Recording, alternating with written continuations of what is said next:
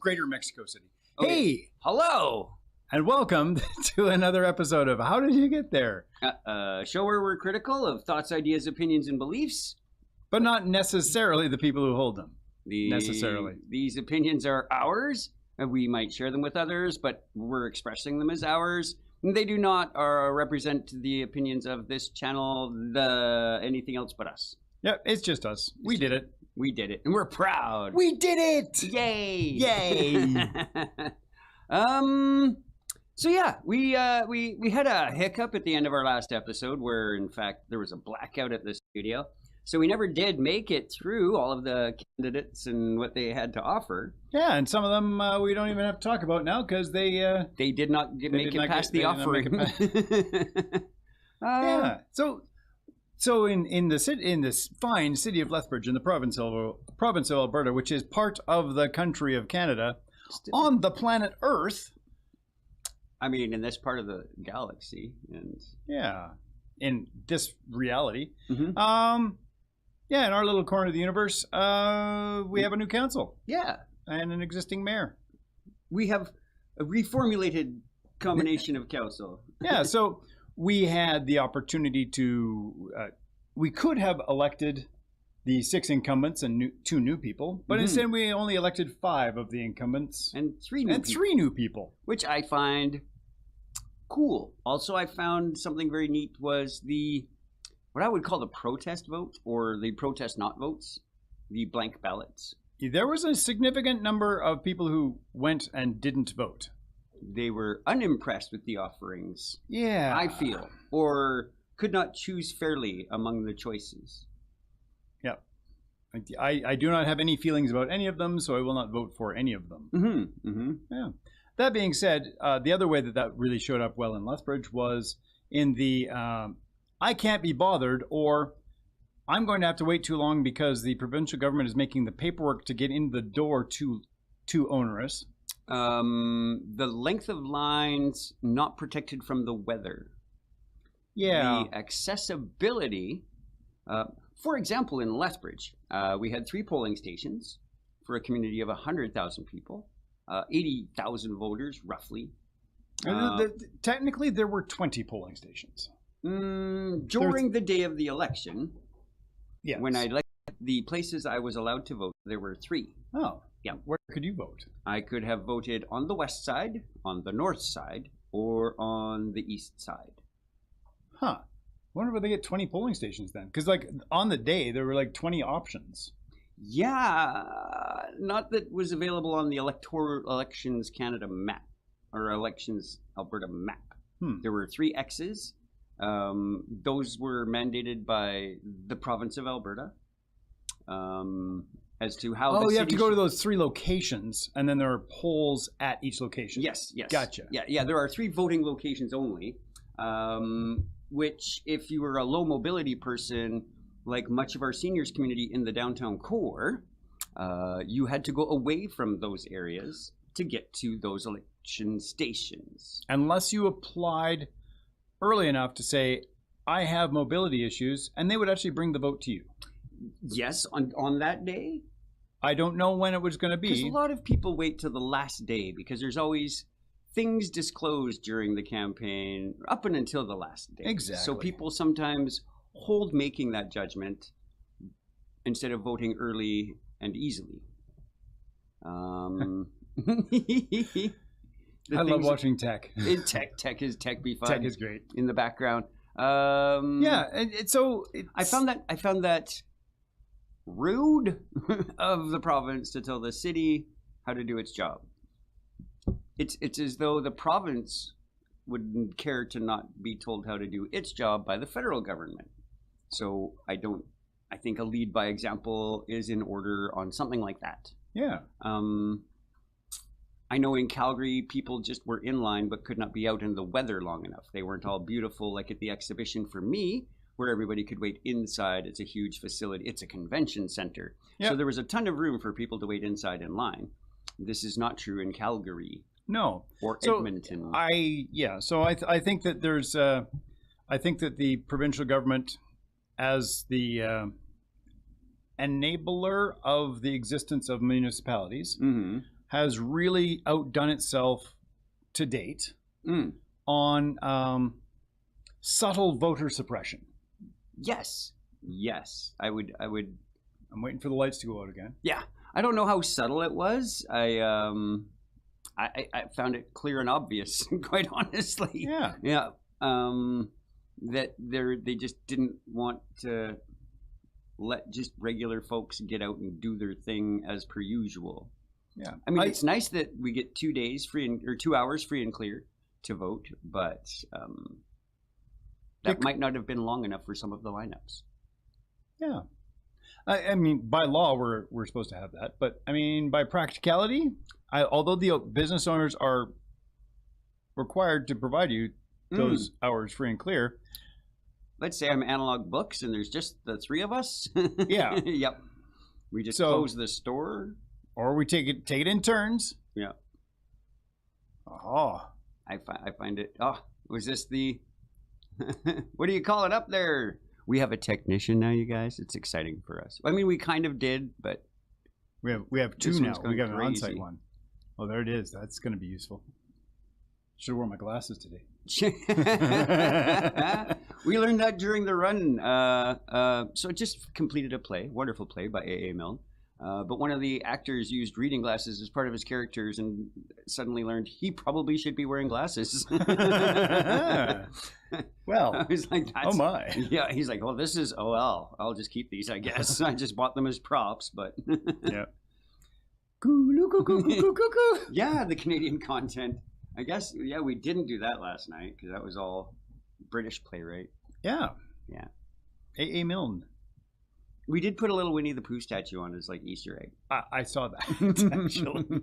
And then also because A.A. Milne was part of a pretty well-known writers group, like Sir Arthur Conan Doyle is a contemporary writer. Oh, perfect. Thank you. Nice.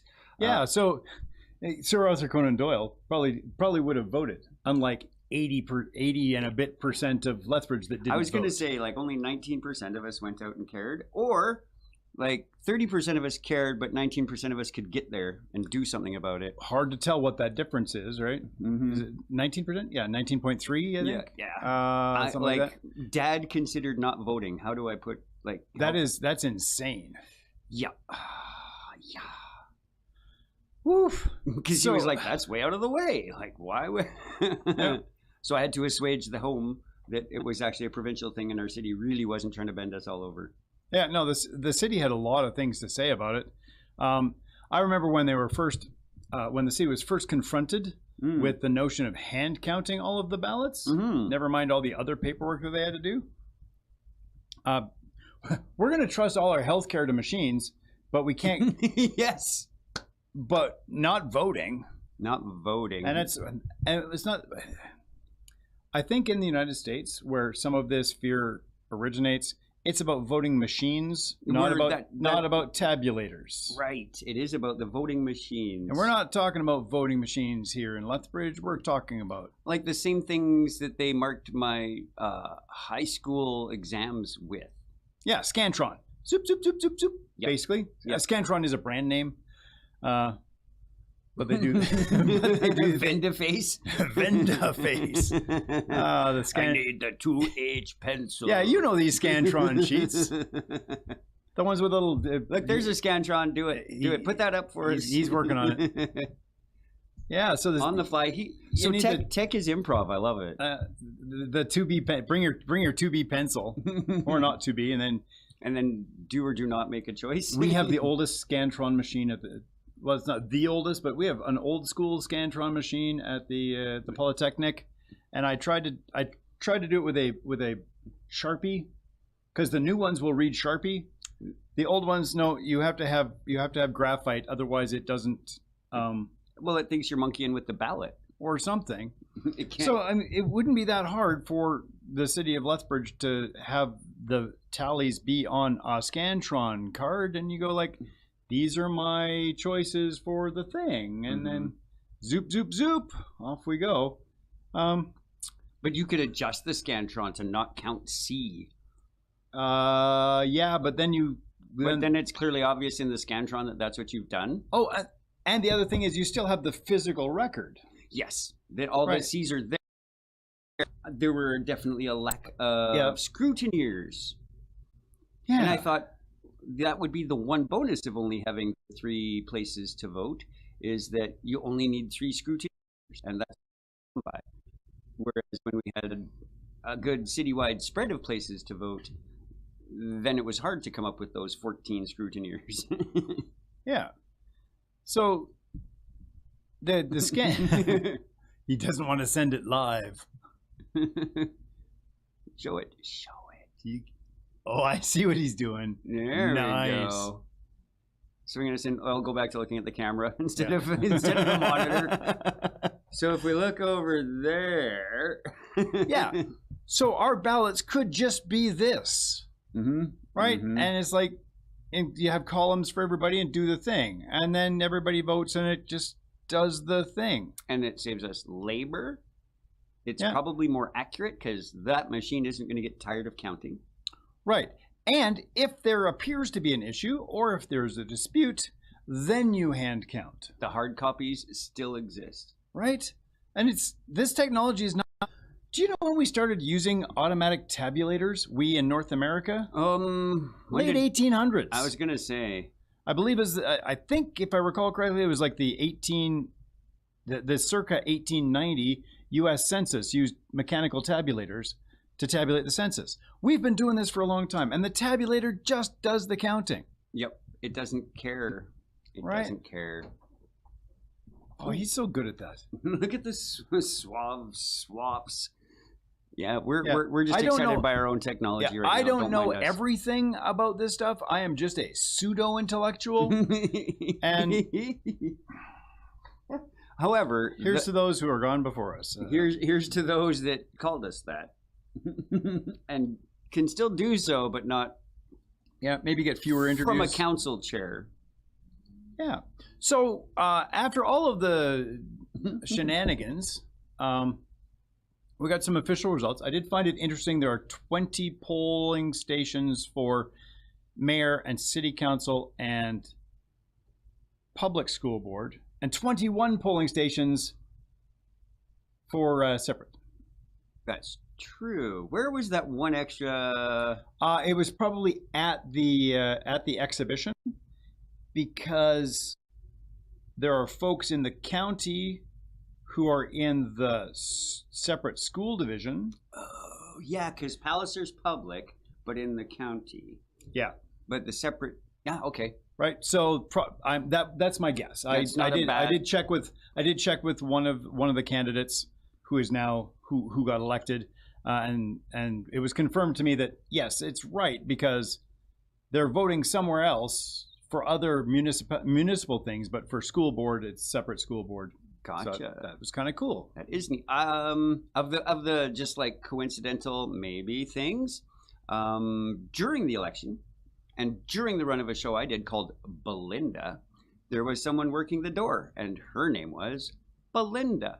Ooh, how did she do in the election? She came in first. Yay! Well, she garnered the most votes, as I think is the appropriate way of saying she won. Yeah. It was kind of cool. So the official results, if you didn't catch it, Blaine Higgin was reelected as mayor.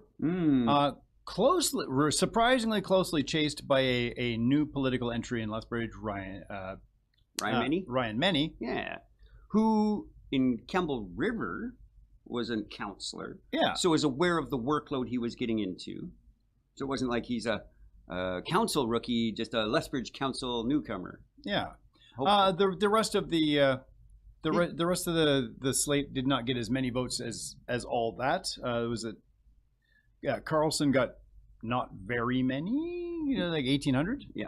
And I think those were also protest votes. I think they might have been. And Petrakis got 680. I think those weren't. I think those were people that Those people really thought he was the right guy. Yeah. But yeah, at least they all beat Spoiled. Yes. Yeah, barely. Let's look at the bottom there where we have rejected marked and rejected blank. So no, there are between the two of them 800. Yeah, so rejected ballots beat Michael Petrakis. Yes. I would rather spoil my ballot than have any of these people. My. Yeah. I in discussion with some of the near council folks, there was much concern about Michael Petrakis and what they could do to limit his capability if he actually got elected. Oh my. Yeah. For example, we didn't get to him because of where he is in the alphabet, but I think his video would have been astounding to watch because apparently it's barely coherent. Yep, it was. Cool. Oh, I watched it in my spare time. I was trying to be nice. I watched it too. I laughed. Yeah. So counselor, we had counselors. 20 out of 20 polls reporting. Yeah. So with Belinda Croson, incumbent, returning with the top three. Squint notes. Jen Schmidt. With 8,500, I think that is. 85-12. And then 78-58 for Jen.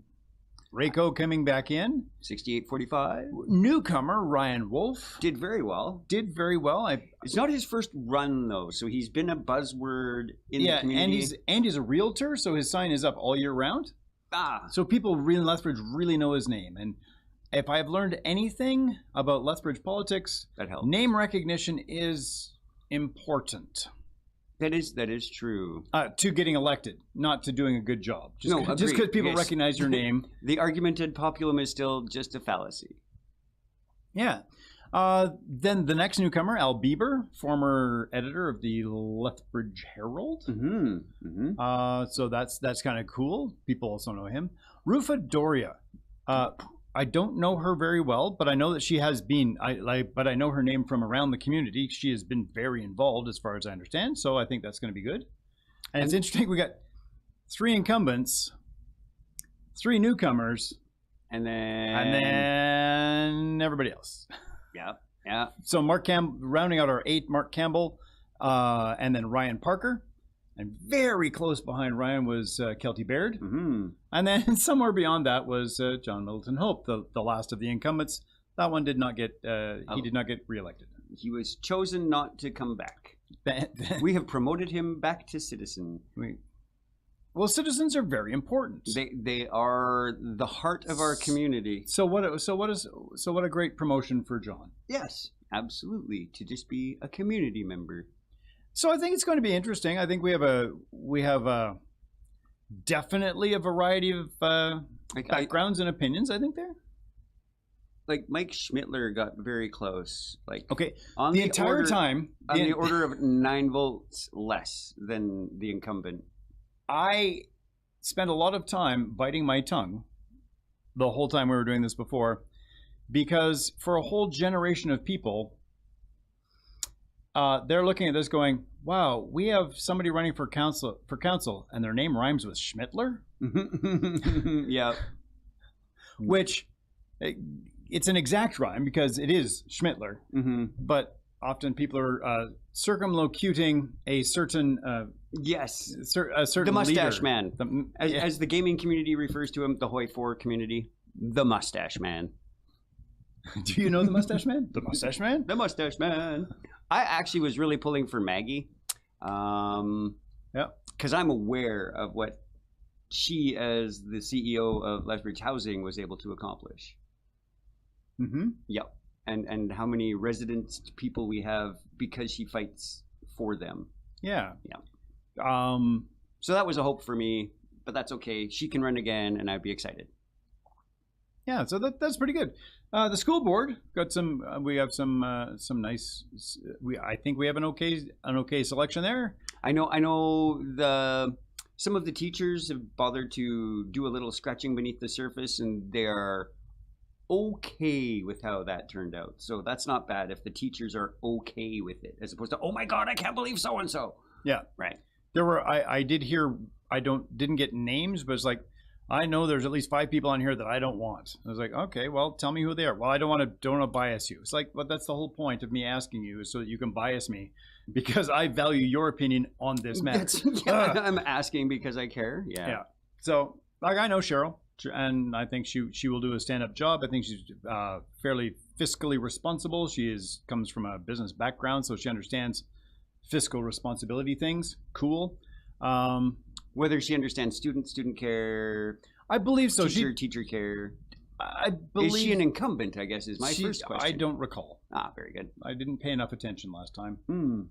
I know that Christina Larkin is an incumbent, returning incumbent, and I know her through the Rotary world of things, and so I believe her to be a good choice. And at least following the things of the 4-way test, yeah. And well, we've had lots of conversations about it, and I think she's fine. I wish I knew more. Yeah. I only know as much as... I've actually engaged in conversation with Brooke, like I was introduced, and then just sort of turned that off because it wasn't the election year. Yeah, and I think that shows that I have some room to grow. I should probably spend a little more time in that sphere, but I can only know what I can know and do what I can do. That's just because I can't know everything doesn't want to stop me from trying, right? We look different. Than each other? I hope so. Slightly, moderately. I don't know. According to Jacqueline, no. Yeah, we are looking a little more the samely, except for the. This goes away like later today. I can't grow facial hair. Really, I have to trim this way down. it's before it gets cold again. It's out of control, buddy. Out of control. I need the length for winter, but it's insane right now. Yeah, birds are nesting. So then, we also have a separate school board in the probably farther right below there, the Holy Spirit Catholic Separate School Board Division Ward. I am in trouble. Normally, I'm very good at last names. And I'm not convinced. I'm going to go with Momborquette. That's what I would say. Carmen Momborquette? That sounds good. That sounds very West Coast Africa. It's got that French kind of sound to it. So probably from Coaldale. Yeah, that's exactly true. Like I'm only curious about the name, not the actual human origin. Ooh, I love meta. Do the meta. Check.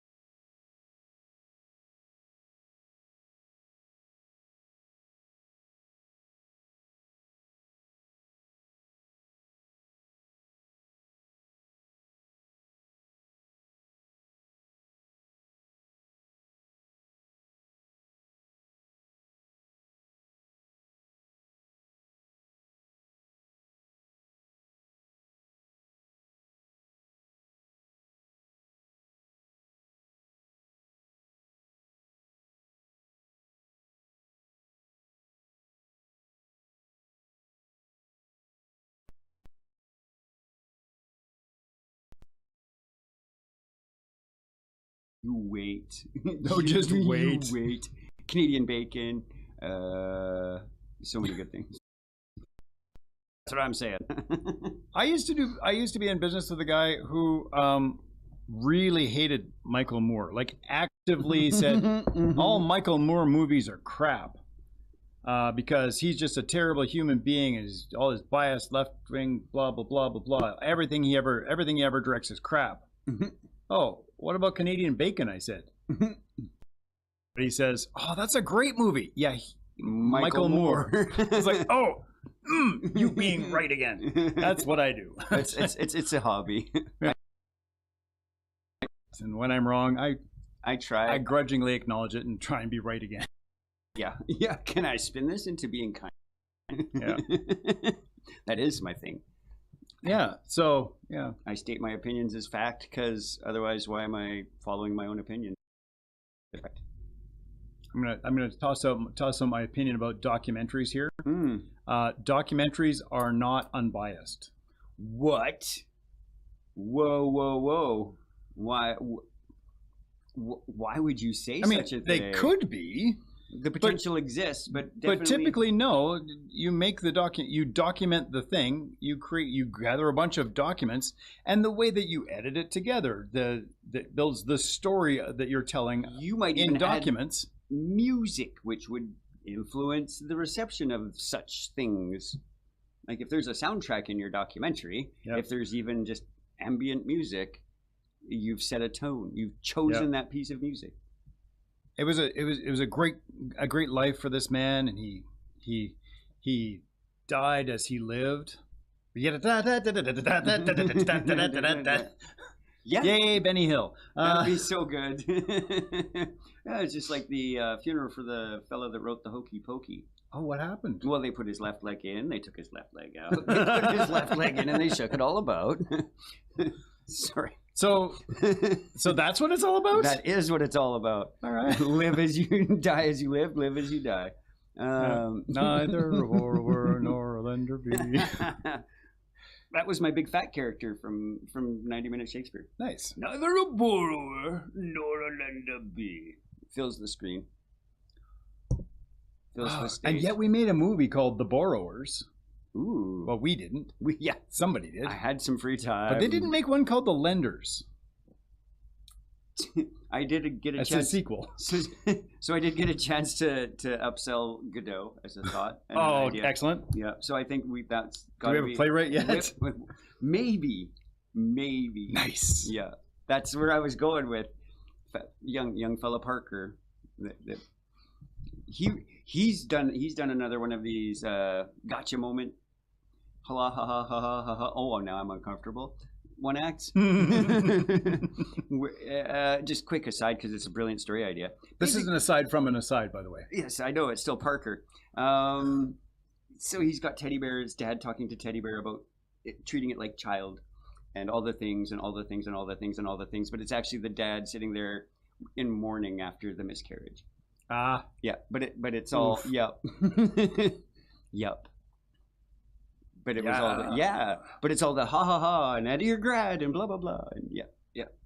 Wow. Yep. Yikes. So that's where I picked him as maybe a Godot writer. Oh yeah. Because he's familiar with, he's savvy about theater and understands the waiting part. I know, right? We just got to get him to stay in Lethbridge. Lethbridge rules. Yes. I mean, at least as far as Lethbridges go, we're the best. I don't know. I've been to the other one in Newfoundland. I'm not convinced there are other ones. There is one other one. I believe it's in Australia. Oh, I would believe that. Yeah. Because a family that spread out from England. I think there might be one in England, but I doubt it because all the names were taken in all the towns in England. Yeah, well, the Lethbridge after whom we are named was, I believe he was on the board of W.H. Smith Publishing Company. Mm-hmm. Mm-hmm.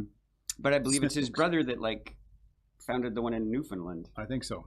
Yeah. And so I'm guessing it's a cousin off in Australia. I'm thinking. Maybe the third brother. The Lethbridge we're named after never he wasn't even here. Here. Nope. Yeah. Nope. I mean, Galt barely made it here. Yep. Probably turned over, did the shovel turn.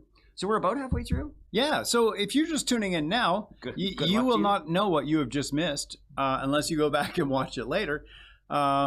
or maybe if you're watching it streaming on a service that still has this, you can like scroll backwards. Like if it's on the YouTubes, I think you can go back and then watch it at double speed. Although that makes some of the things that I say barely intelligible because I already talk almost double speed. I do love that about like you have to thumb on, thumb off if you're doing Canadian interviews with people. Yeah, I watch Lethbridge City Council meetings at double speed. Well, 1.75. Really? Hey. Yep.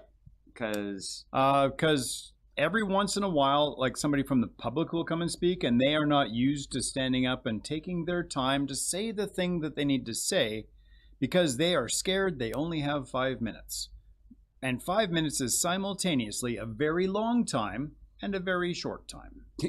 Stand on stage, waiting for somebody else for a minute. Oh, John. Yeah.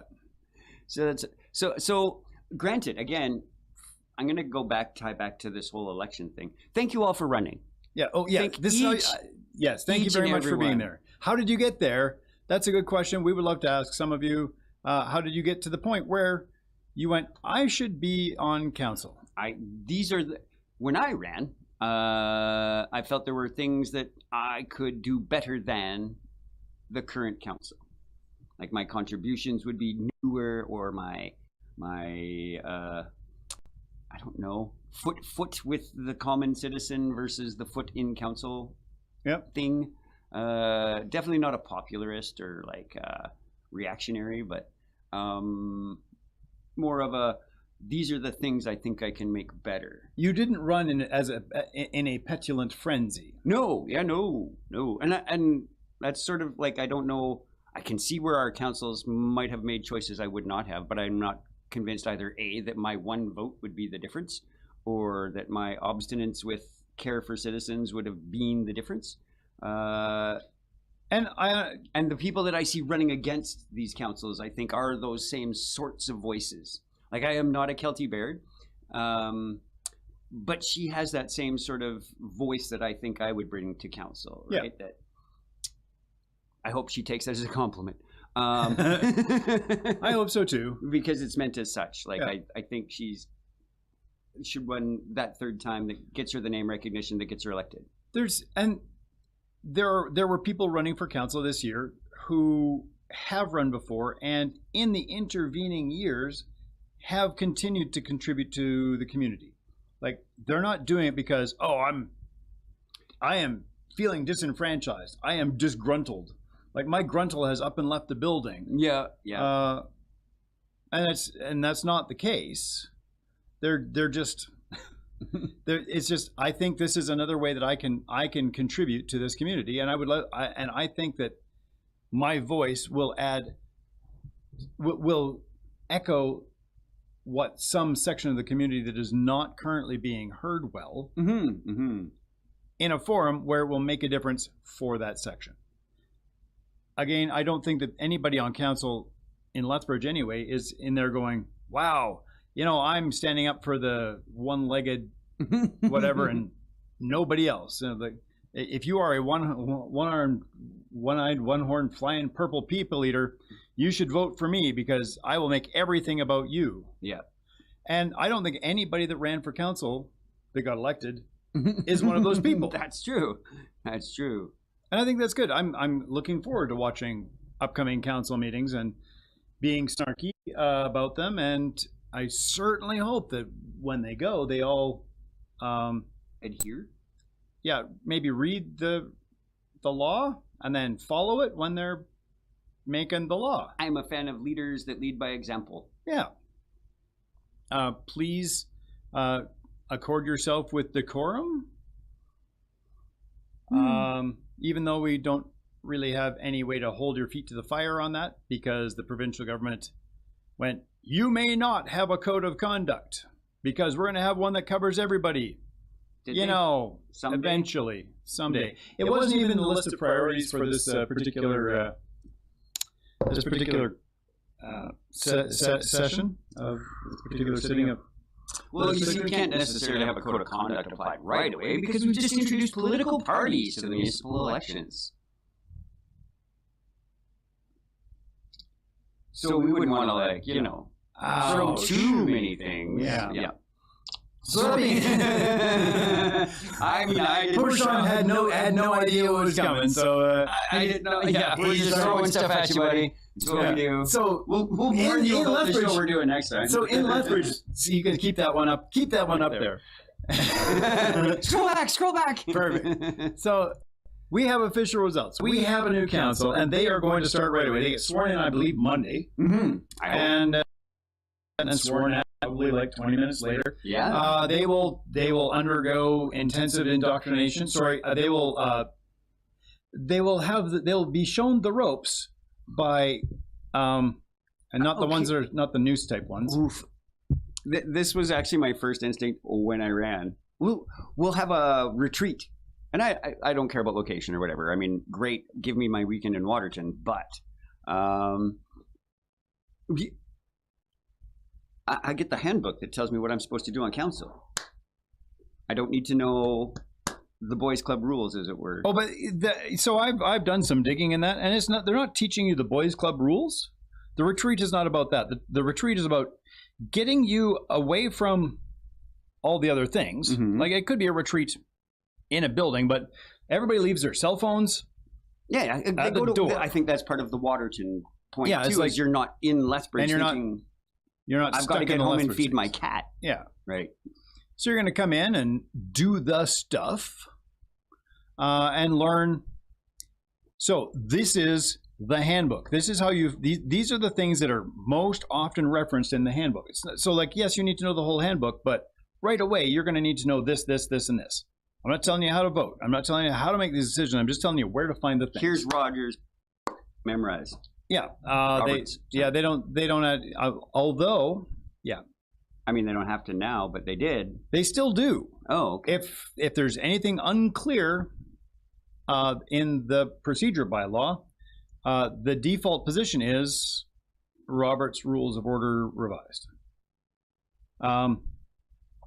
Which I am also convinced almost nobody on that council knows. I'm pretty sure I know one that does.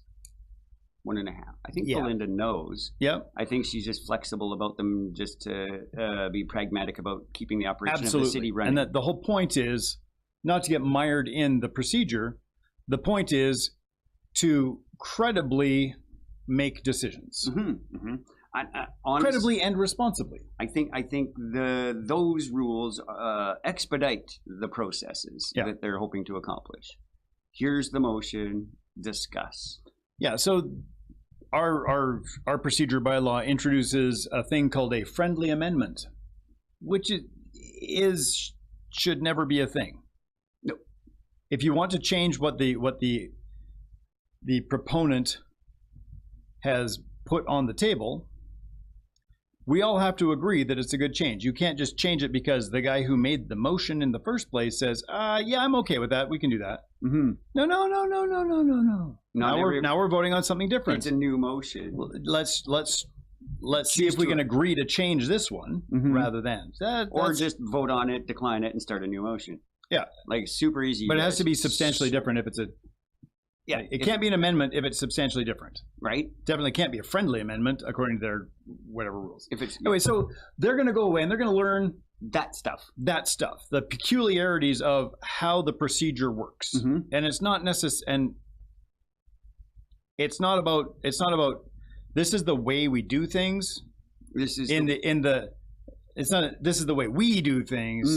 It's like this is the way we do things. Like okay. Like it's not a bunch of people. You don't get to go in and just say, "Hey, we should be doing this right now." You don't get to do that because we have a procedure about that. And if you've never been on council, if you've never watched a council meeting, and there's a chance that you could get elected and have never seen one of these meetings. That's true. I'm optimistic that's not the case. I'm optimistic that's not the case, right? So, but maybe this is your first experience. We want to make sure that everybody understands. These are the rules we play by. And it's not about any kind of secret anything. It's just like, this is this. And some of it's like, hey, did you need to find out something about X for this meeting? This is the department that handles that. This is how you request this information. Right, it's that sort of thing. Procedural information. That's all. That when you get onboarding, that is what that's about. That's not like taking you to the back room and beating you with a wet noodle until you agree to toe the party line. Mm-hmm. It's not the towing the party line one. It's this is just we need to get you up to speed on the mechanics of what your job is, so you can get back to what your job is. Yeah. I think compensation is fair for the job they do. Yeah, they. I mean, this is one of those fun ones. This is one of those fun ones for me. There's no professional designation for politicians. They are unskilled labor in those jobs. Yes, regardless of the amount of they might have skills, they might have experience, but it is technically unskilled labor. Like I'm a 21-year person in my career, I am unskilled labor, regardless of the amount of skill I bring to that job. Yeah, I must have a credential in the thing that I do in order to do my job. Which is a thing we've discussed before, that would be great if our politicians had that. Yes. Like, here's your politicianing ticket. You fail to comply by the politicianing rules, we remove your ticket. You are no longer allowed to politic. Yeah. Oh. Like doctors. When doctors don't pass board review, we remove their ability to doctor. So when psychologists speak out of turn. Yes. And now heart goes out to his family for the tough time he's going through. We're alluding to a certain Benzo Kermit.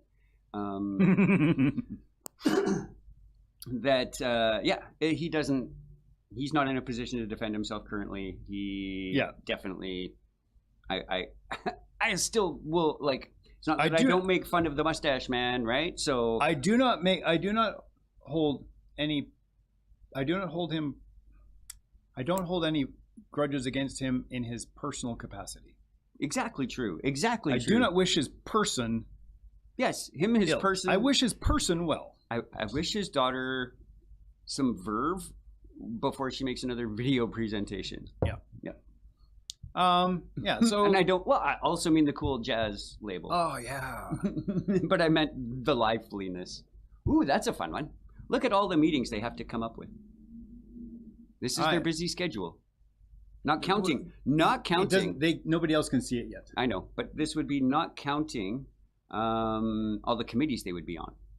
Yeah. So there's like a required number that you need to be on. I think 2. Yeah. So they've got it divided so that everybody's on a couple of committees because there's a lot of work to do. Mm-hmm. And every year, in the first meeting, it's got an official name. The inaugural meeting of each council. Everybody gets sworn in. Things, and at the organizational meeting, they will set the calendar for the year, and they will have a certain number of. Here they all are. Days set for regular council meetings. They will have a certain day. They set the days for all their major committee. They have standing policy committees, which that's going to be a whole other topic. But standing policy committees are the major categories of kinds of work that council needs to do in order to best manage the governance of the city. Gotcha. Right. So we have an audit standing policy committee, and their job is to make sure that everything gets audited properly. And a lot of that does happen behind closed doors because the minutia of the auditing is not for public consumption. I have a good example of how to make this make sense to John Q listener. So when we're talking about, let's say, the budget we've applied to the employment, and we talk about, well, we're going to have to cut 5 jobs to make this work. There are going to be panic across everything going, hope that's not my job. And nobody needs to hear that part of the discussion because it might be 0 jobs. We might add 2 jobs. But at some point in that discussion, we're cutting 5 jobs and people will be like, ah. So it doesn't need to go through the whole process publicly like that. First, let's figure out what we got to do, and then we'll make that all public. So they set up this calendar, and the calendar has days for all the things. These are the required days for doing things. They have days. I think they have a bunch of days already blocked off for budgeting. Mm-hmm. because it's a big part of the job. It's a huge part of the job. They are responsible for deciding who gets how much money of the money that's available to do the things that we think we want to do. And then we have to decide what are the things we think we want to do. And then we have to say, well, we only have $56 million above and beyond the things that we must do. And we have $200 million worth of requests. Where do we spend $56 million the best? In the $200 million ask. In the $200 million ask. Yeah. And that's hard work. That is very hard work. And I don't know that... It's not easy. I do not envy the task, as it were. I mean, it's simple. Just take some money away from this, give it to this. It's a marathon. Simple. Not easy. Run from here to there. Simple. It's golf. Knock the ball into the hole. Simple. Right. So they have all these meetings and they do the thing, and it's technically a part-time job. That is how it is. By the terms of reference, it is a part-time job unless you're the mayor. That's true. But it is impractical almost to try and hold down regular employment because you are limited to what jobs you can have. For example, Councillor Schmidt-Rempel had been working for the public library and got elected and felt she needed to resign from the library job that she was going to do half-time to do her half-time council job.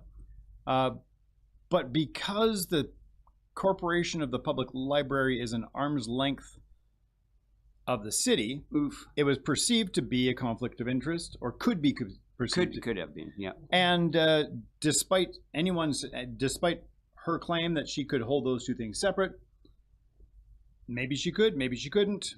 Let's remove all choice of doubt, right? So you're kind of limited in what you can do. Maybe if you're a lawyer, you can schedule your clients generally around when your meetings and committee meetings are. It's been my observation, by and large, that very many of the people on council, at least of recent years, are retired from regular employment. I think that is often because they have the time to do the job. Yeah. Like I know that our mayor is, while not retired of his job, he just owns a business. Yeah. So he doesn't have to go work in that business all day, every day.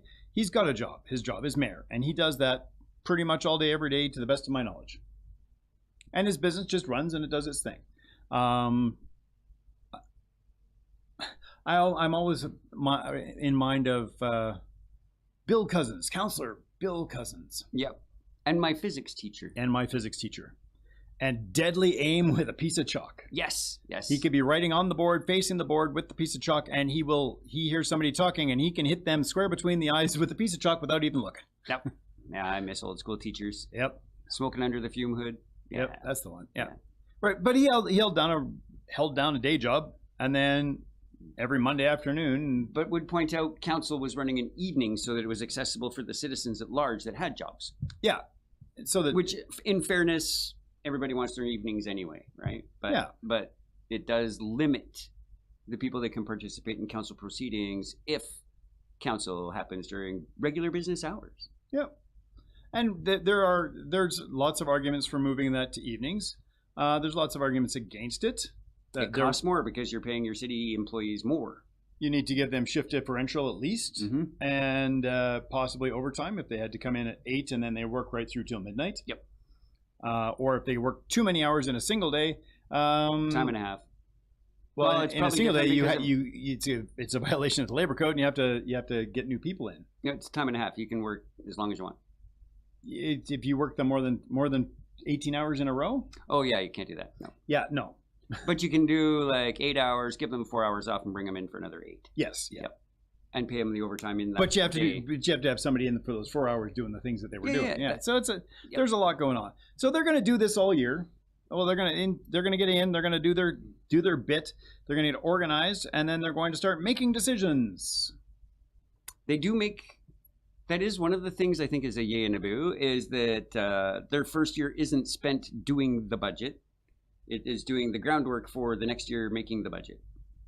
They're actually, no, I believe they're actually doing the budget. Like the budget exists, but it won't start till next year, right? Because that's how it's set up. They did a 1 year overlap now, so that the new they're doing like a mini budget. Yeah. Oh, okay. That's a separate... because they have to move it. Like they're in the process of moving the budget year. Oh, that okay. Again. And this is they moved it like 12 years ago. They keep moving it around because they keep thinking they can come up with a better way to do it.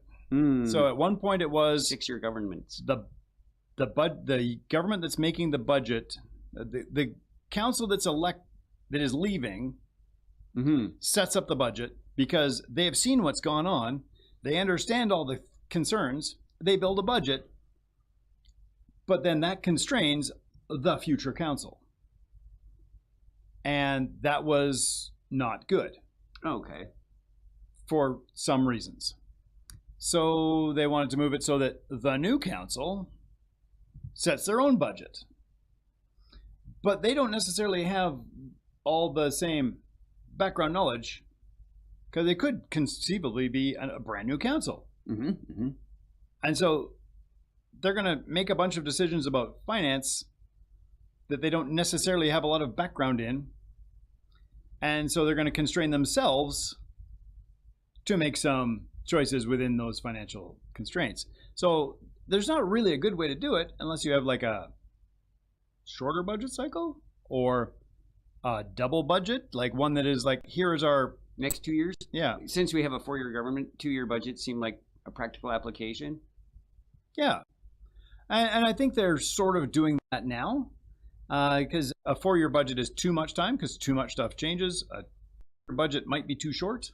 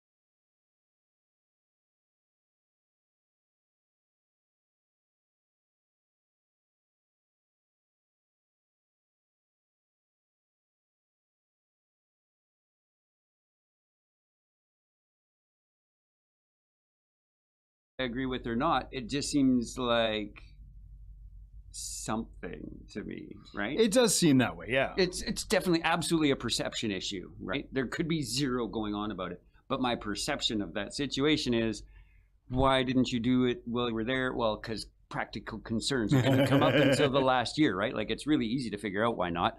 But my alarms go off when I hear things like that. I'm gonna finish the job. I will finish it. Yeah, kinda. How are we? We're doing all right. We're doing great, yeah. We're doing well. So they're to do the thing, and then they're going to make some decisions, and they're going to make their, as long as they don't, lose their tiny little.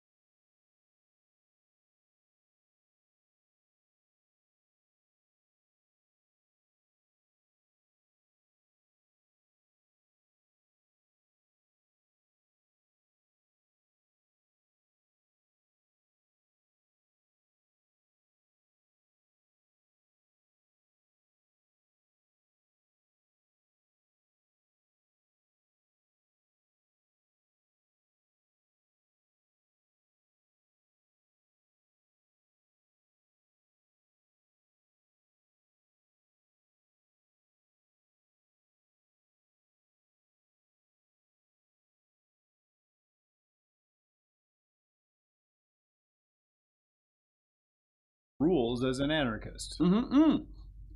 There's just nobody in charge of it.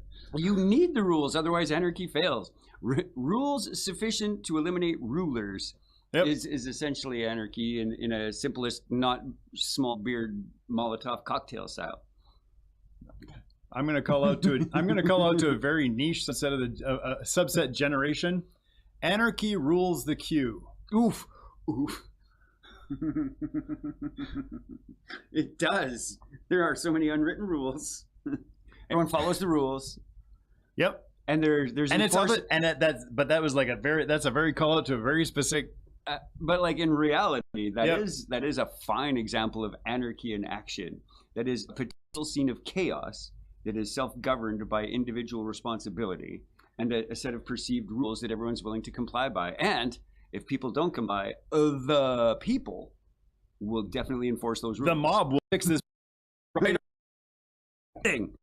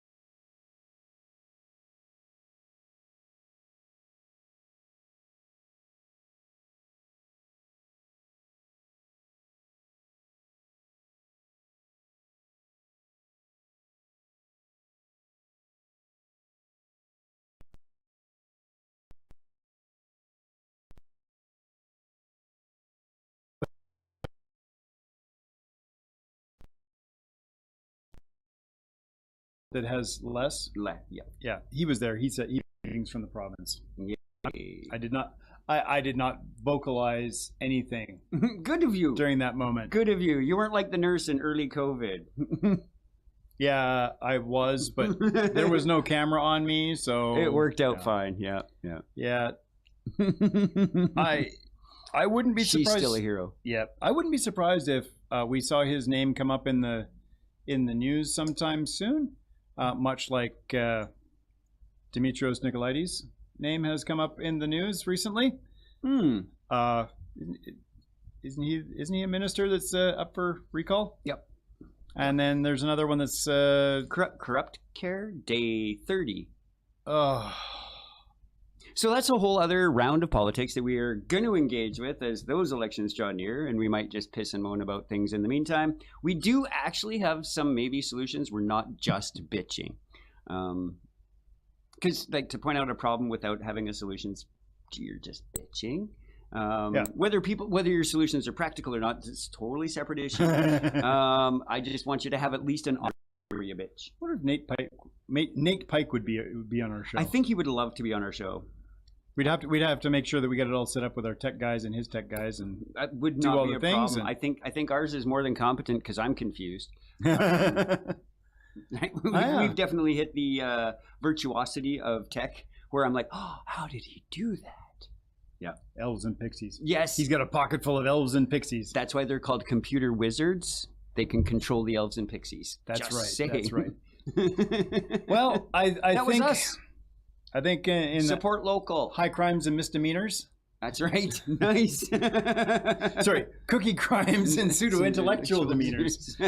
I think we've nicer, really. We've hit the. wasn't she married to Bruce Willis? Yeah, maybe. I was thinking, do we have a sister named that too? Yeah, Denise. Yeah, I was thinking of Demi Moore. Yeah, that's true. A little less, a little more. Yep. Half more. Oh, but then she married what's his name? Punked. Ashton Kutcher. Yeah, forgot about that. She married Punked. Demi Kutcher. Right. And on that note, I think we better say, hey, thanks for tuning in to How Did You Get There? It's been a bit of a Canadian content. That's the Canadian bacon. Canadian content sequence there. Choose SCTV. Make your lives better. Thanks for tuning in. We'll be back in a fortnight with maybe something a little less civic politics and something a little more thought-provoking. Differently thought-provoking. Thanks to shout out to the folks who make it happen. Yay! That'd be like Jess and Sean.